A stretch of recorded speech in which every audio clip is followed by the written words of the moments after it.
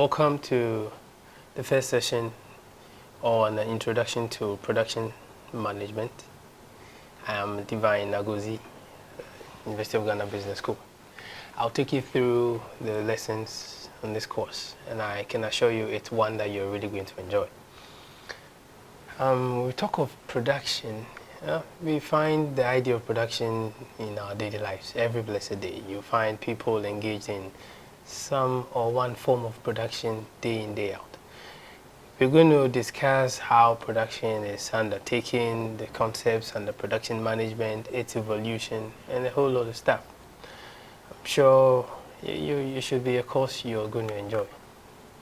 Now, generally, an overview of production, saying that, the increased use of technology has resulted in the development and manufacturing capabilities of many organizations. A lot of technologies today, a lot of production capabilities as a result of newer paradigms of production. Now, production management generally is just bringing in the idea of management, fusing it with production concepts, so we can efficiently come out with products that best suit our the expectation of our customers. So we're going to look at lots of concepts, quality management, and a whole lot of issues.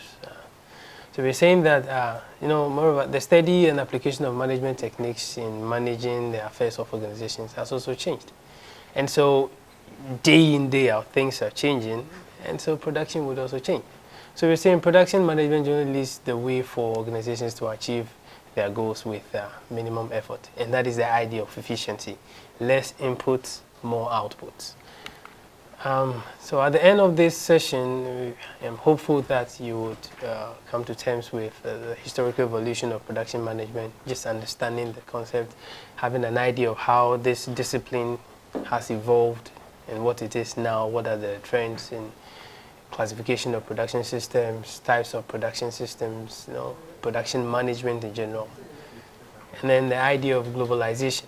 We'll see how, if we manage production efficiently, it gives us that competitive edge where we can move beyond our geographical boundaries.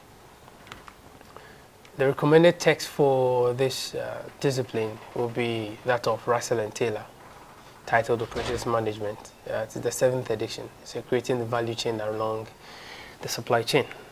Creating value along the supply chain, sorry.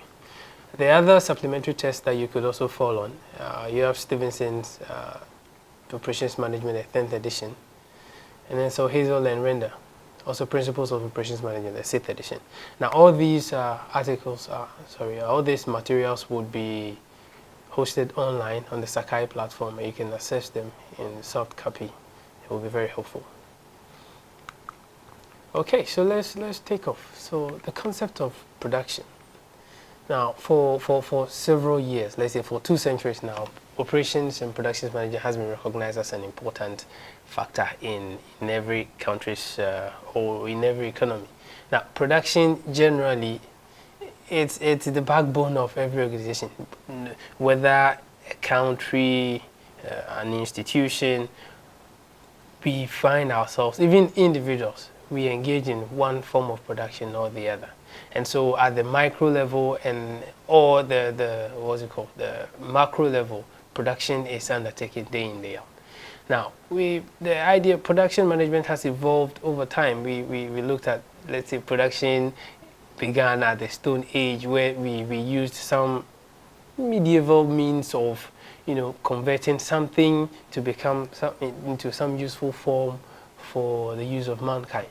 Now, the principle or the discipline of production actually took its face, after the Second World War, when production, the idea of mechanized production was coming into the system, and you found out that people were coming out with some methods of improving on the medieval processes of producing goods and services. And so from 1930, many techniques have been developed prevailing this ideas, these ways of production.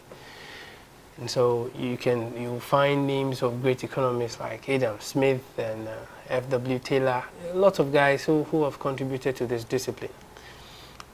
Well, production generally is seen as that process of converting something into some useful form. You take a product, whatever you've seen at the end process has gone through some conversion stage, has gone through some processing to become, to be formed into a certain unit that is useful to you. And so generally we always say that production is defined as a step-by-step conversion of one form of material into another form. Now these conversion processes could be some mechanical processes or some chemical processes. All we are saying is you take something in its raw form, you take it through some conversion process and it becomes something useful. We say you're adding value to some raw state. Now so it's just how goods and services are created. Now it could, if we consider building, if you consider making of phones, motor bicycles, radio sets, televisions, all these things, they not just form out of nothing. We had certain sets of items which we will look at later as inputs, took them through some processes, we refined them, and we got some nice output. So generally that is the idea of production, the act of taking a certain input, putting it through some conversion or some transformation process, and you get some output that is going to be useful in some form. Now, looking at this slide, we have a certain, diagrammatical representation of the entire production process. We have, in the first square, we have what we call our inputs, and you see that over, we call the transformation process, and we also have the output, which is called the goods and services. Now, inputs could come in any form. It could be materials, it could be machines, it could be labor, it could be management, it could be capital. Input is anything that we kind of manage one way or the other through some process, and we come out with some good stuff. You take bread, you have input as labor, the one going to do the mixing. You have flour, you have sugar, kind of funny stuff. We put all together. It goes through some process. Now all these things that we go, the baking, the heating, and the mixture, and all these things are what we refer to as the transformation process, and it comes out as bread. That is the output, and it goes in almost every situation. Think about it. Look at the case of hospital. We'll call that a service. Production is undertaken in that sense. If you come to a university or an educational institution, production is undertaken. You see, so it cuts across every spectrum of life. Day in, day out, one form of production is undertaken. Now, between each of the stages, we have what we call feedback loops. You would always want to assess whether your process is effective or efficient enough. The idea is that if there are no feedback, think about it. If I take bad input, put it through a good transformation process, I'll get a bad output. Or I can have a good input, a bad transformation process, and I'll come out with a bad output.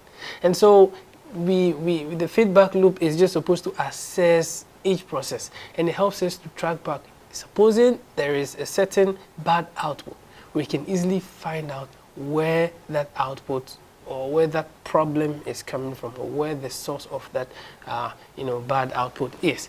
So, well, generally, and if the requirement is only saying that, well, if there's a certain bad output and we're able to find out where it's coming from, we go back and we correct the system. Now, so these are some examples of inputs. You can have men, which we'll refer to as labor. We'll have our materials, our machines. Even information is an input. Now, all these things and many others go through some transformation process, designing, planning, production, all this, and then we'll come out with a service or a product. Now, what do we mean by a production system? These things do not just happen on their own. There's always a certain system or process with which every organization or an institution would follow in production. So we say that a production system is just a subsystem in which produces products of an organization. And so how do we engage in the production process? So it's just those activities whereby resources flow within some defined system. So if we consider ourselves, for instance, in our case here, at the beginning of every semester, there is always a certain procedure that students follow to register for courses before they are taught through the semester, and then they are evaluated to find out their performance. That is our system. So that becomes our production system. Everything works within a certain process or a certain line.